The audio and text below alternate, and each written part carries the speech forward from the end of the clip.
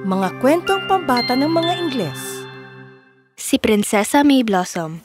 Noong unang panahon, sa isang maganda at makapangyarihang kaharian, ang hari at reyna ay sabik na maghintay sa pagdating ng kanilang maliit na prinsesang sanggol. Para sa kanila, siya ang pinakamagandang bata sa buong mundo. Siya'y napakabait, napakalambing at napakaganda. Papangalanan ko siyang May Blossom. Ang aking May Blossom. Lahat ng mga diwata sa kaharian ay inanyahan upang basbasan ang munting bata. Lahat ng mga diwata ay nasasabik, ngunit ang isa sa kanila ay may ibang dahilan ng kasiyahan. Ha? Mga basbas para sa prinsesa? Para bang wala kaming mas mahalagang gagawin? Carabos, tayo ay mga diwata. Tayo ay nakatadhana na magbigay ng kabutihan sa mundo. Ang sinasabi ko, tayo ay may kapangyarihan at malaya tayong gamitin ito ayon sa ating kagustuhan. At ano ba ang magandang kwento kung walang malungkot na pangyayari?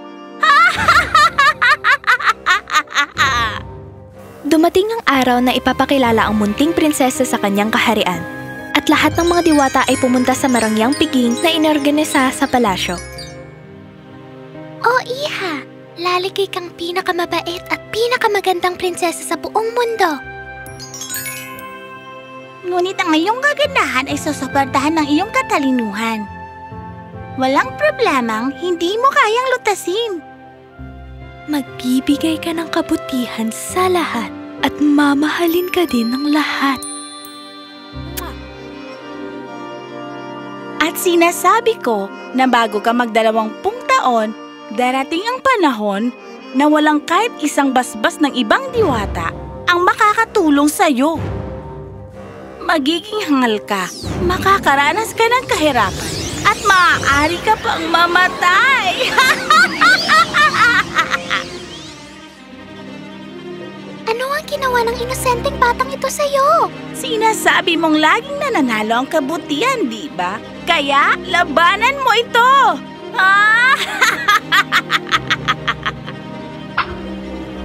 Bakit ginawa yan ng diwata? Kawawa naman yung bata. Hindi ito dapat mangyari.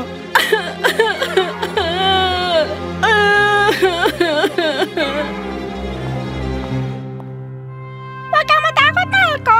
Pinapaspasan kita at kung ang kabutihan ng iyong puso ay magliliwanag at matuto ka ng mabuting asal, ang sumpa ni Carabos ay mawawala magpakailanman. Ang iyong buhay ay magiging puno ng saya, layunin at kabutihan.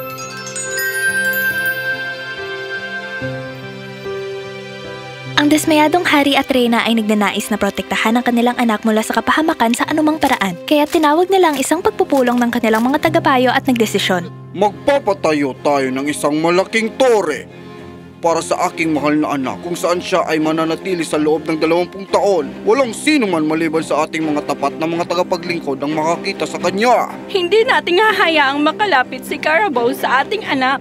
Kaya't isang tore ang itinayo at inilagay ang prinsesa doon.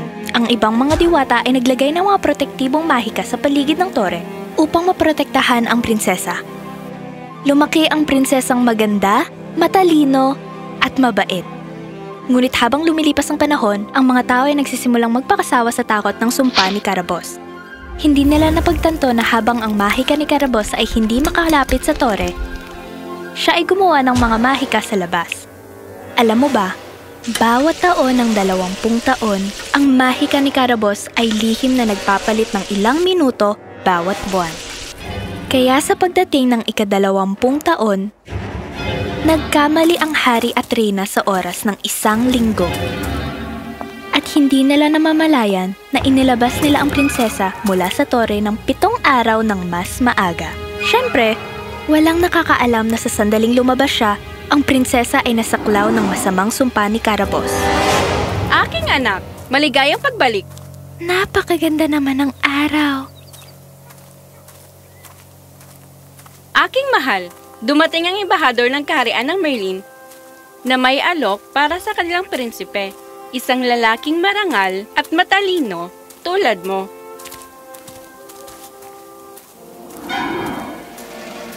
Napakaganda mo, Bini-Bini. Kamusta ka? Sa unang pagkakataon, nakatagpo ang prinsesa ng isang taong mula sa ibang bansa.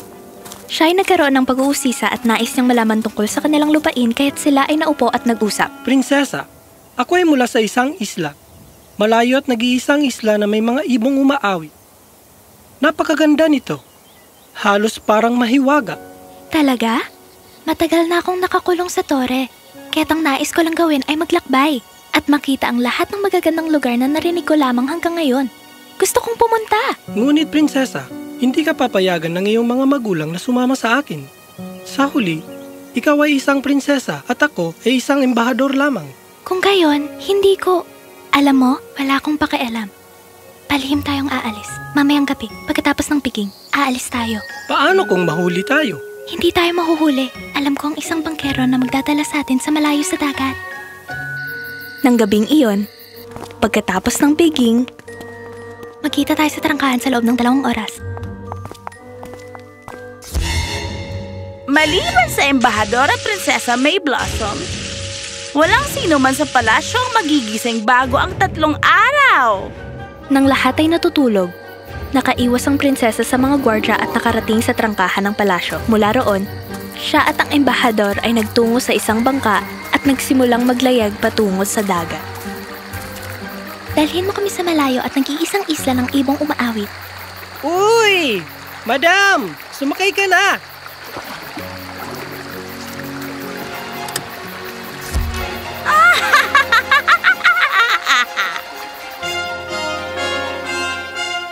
Ano? Ang prinsesa ay nilabas. Ngunit mayroon pang 7 araw bago matapos ang 20 taon. Carabas! Akala namin nakalimutan na niya ang sumpa. Kailangan nating bisitahin ang palasyo at protektahan si May Blossom.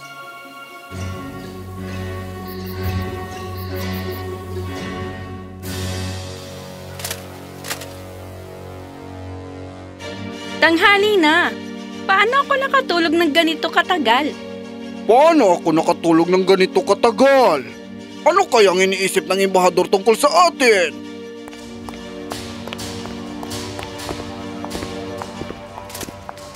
Iyong kamahalan, hindi namin makita ang prinsesa o embahador kahit saan. Ano? Paano? Paano yun? Si Carabas! Nagawa niyang lokohin tayong lahat! Pinalitan niya ang ating mga kalendaryo upang ang prinsesa ay malabas niya mula sa tore 7 araw bago matapos ang 20 taon. Ang aking anak! Ano ang ginawa ni Carabas sa aking anak? Admiral, nais kong hanapin mo sa buong kaharian, sa dagat at bundok man ang aking anak. Maghahanap kami sa aming mga kaharian upang makita kung dinala ni Carabas ang prinsesa sa isang lugar. Ipagtatanggol natin siya. Tandaan, ang basbas na binigay ko sa kanya, kung matutunan ni prinsesa ang kanyang aral, ang sumpa ni Carabas ay mawawala.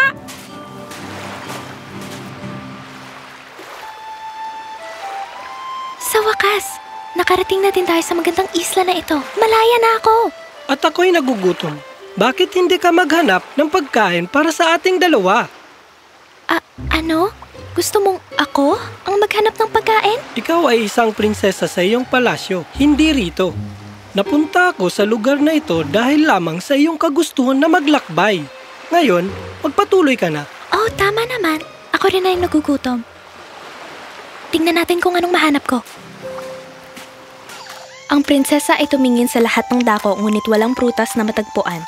Pagod na siya. Prinsesa May Blossom!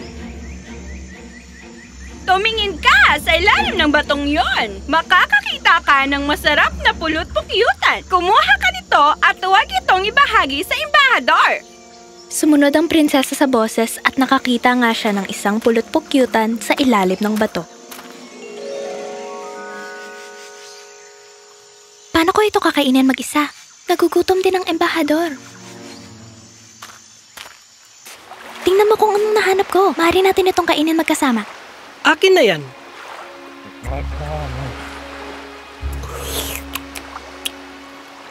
Ang delicacy ng pulot-pukyutan.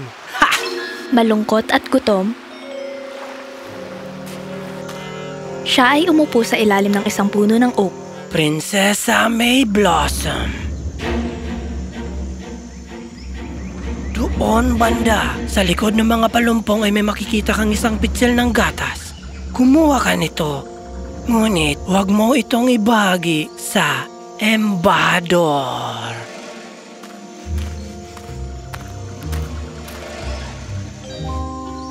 Paano ko ito inumin ng mag-isa? Tiyak na nauuhaw din ang embahador. Natagpuan ko itong pitsil ng gatas. Maaari natin itong pagsaluhan. Akin na yan. Paano ka nauuhaw kung wala ka pang kinakain? Gatas. Ang prinsesa ay nagulat. Tama lang sa akin. Paano kung naisip na umalis mula sa palasyo nang hindi nagsasabi sa sino man? Paano ko pinagtitiwalaan ng isang tao na halos hindi ko kilala? At nasaktan ko ang aking mga magulang dahil makasarili ako.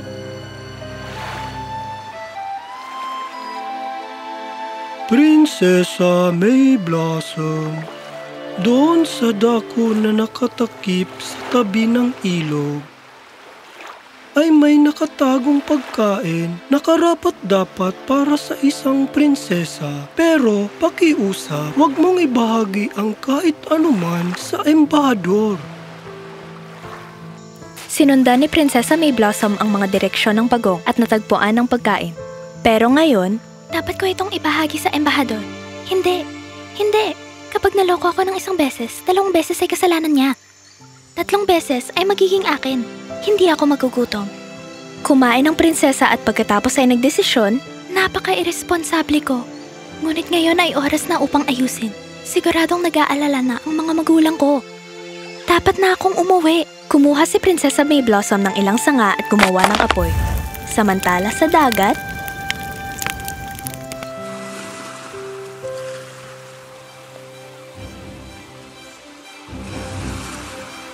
Mga kasama, sundan mo siya at dalhin mo sa akin ang bangkero.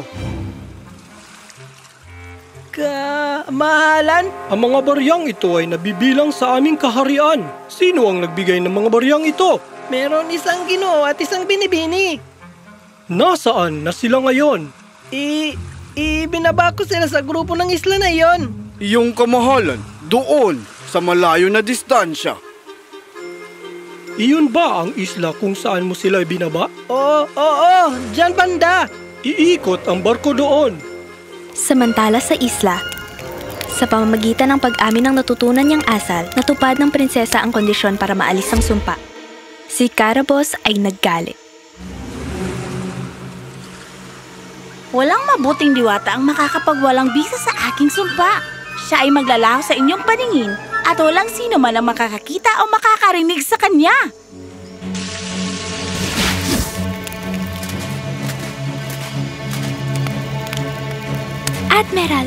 Admiral, nandito ako!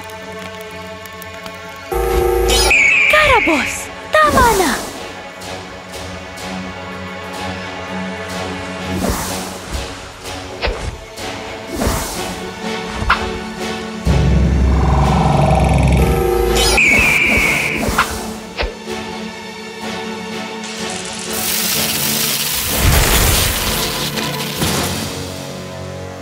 At ngayon, sa pinagsamang lakas ng lahat ng mga diwata, kami ay sinusumpa na hindi mo na magagawa ang kasakit sa sino mang nilalang kaya naman.